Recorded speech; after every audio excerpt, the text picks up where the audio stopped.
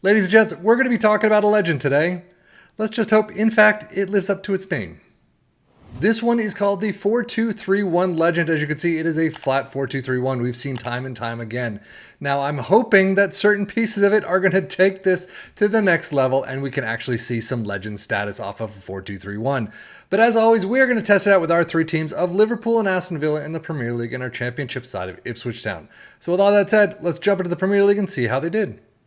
Well, I can't say the points tally is legendary. However, first and second place is 92 points for Liverpool. 124 goals is pretty phenomenal, as is 97 for Aston Villa. So right there, attacking, legendary. Defensively, let's check it out. But 89 points for Aston Villa is not bad itself.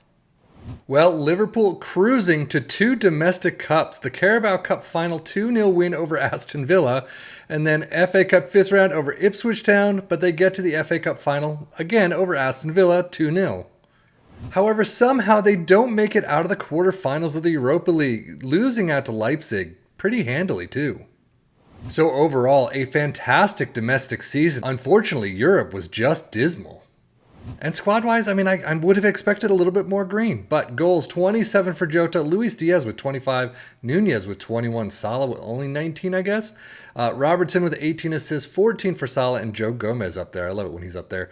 And then average rating, you get a 7.26 for Robertson, 7.26 for McAllister as well.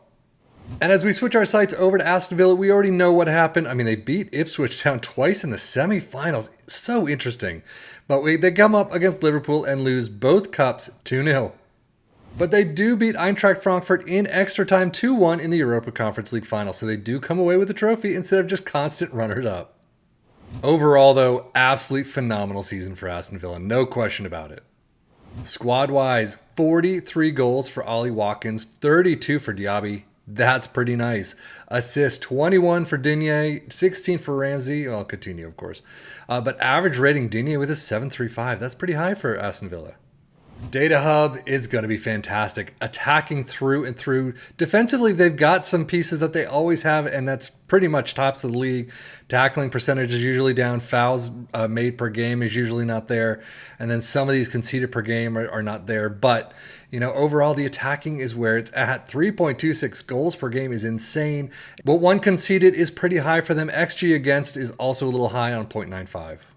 And Aston Villa, we don't expect much different. The goals just weren't there. They're up there, don't get me wrong, definitely above Premier League average, but not quite as high as Liverpool. Defensively, about the same. Goals per game, 2.55 is still pretty good. 1.03 conceded is actually down from their average, and 0.94 XG against is also a bit down. Premier League stats, most points per game, 2.42 for Liverpool, Aston Villa, 2.34. Very well done for both of them. Most goals, though, Liverpool in first with 124, 97 for Aston Villa. Fewer shots against, Liverpool in second with 257, Aston Villa in sixth with 329. Most possession, Liverpool making the list with 53%. Most dribbles made, Liverpool tied for fifth with 653. And most shots for Liverpool in first with 751. Very well done. Aston Villa in second with 642.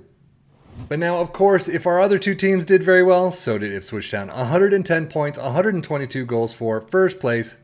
See you in the Premier League next season. And we already saw they did very well in the Cups.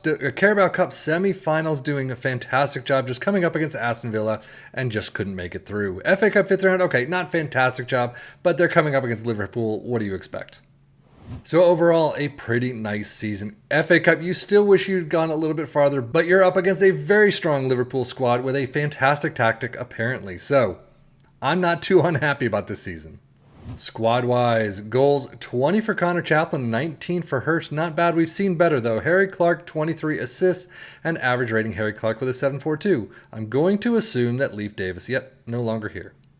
Championship stats, Ipswich in first with 2.39 points per game, pretty much on par with Liverpool and Aston Villa. Most goals in first with 122, fantastic right there. Fewer shots against in second with 334, most dribbles made in seventh with 717, and most shots for in first with 761.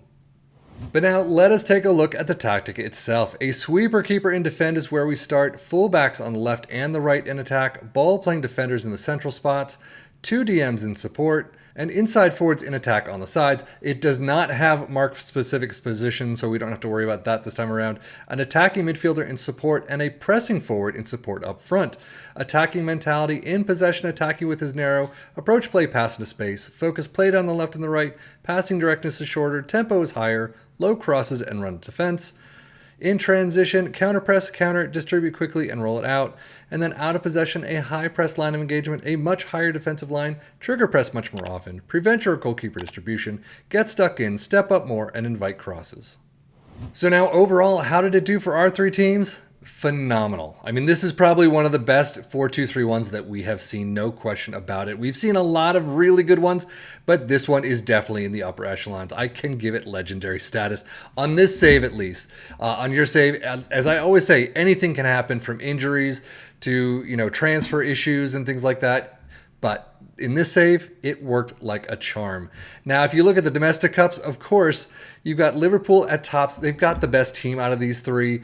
Aston Villa coming in second. Ipswich, of course, coming in third. And then that's kind of how it ran in the domestic cups. Liverpool coming away with everything. Aston Villa coming in second place with everything. But Ipswich Town coming up. Semifinals in the Carabao Cup is phenomenal. They just happened to hit Liverpool early on in the FA Cup, or a couple matches in, and they lost out there. But I think if they didn't hit Liverpool, they could have gone a lot farther.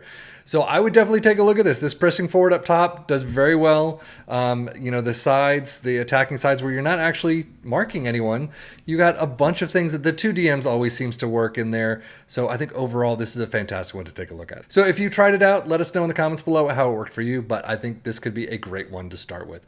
But that is it for me, Stefan FM, for the Football Manager blog channel, saying thank you as always for watching. Take care and enjoy.